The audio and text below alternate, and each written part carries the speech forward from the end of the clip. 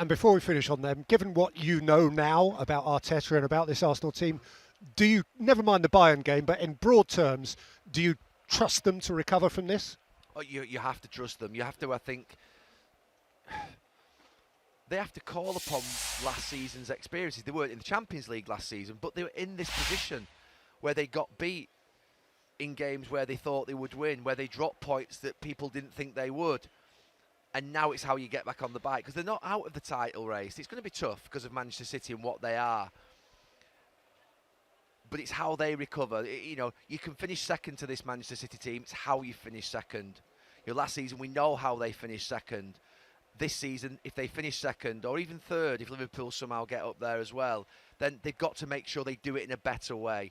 It's no embarrassment by any stretch to sit here and say that, they've had a difficult second half today. I'm not sat here like I was last season saying I'm witnessing a team crumbling. I'm not. That's not what I'm saying here now.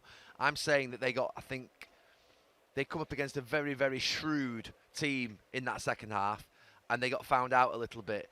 But now it's about how they get back on the bike and recover in the games and the weeks ahead, because they've got to prove that to themselves. And Mikel Arteta as a coach has got to prove that he can gain the experience of the likes of Guardiola and Klopp and Unai Emery, who have been round the block. He's still a brand new coach, Mikel Arteta, doing a really good job, building a fantastic team here. He's well ahead of where I ever thought they would be in terms of sort of what he could achieve at Arsenal. So I'm not sat here in any way, shape or form after one defeat and saying that this is a real problem. But I'm intrigued because now I want to see how they react. They're always going to lose a game. They may even go out of the Champions League in midweek in Bayern Munich. They may.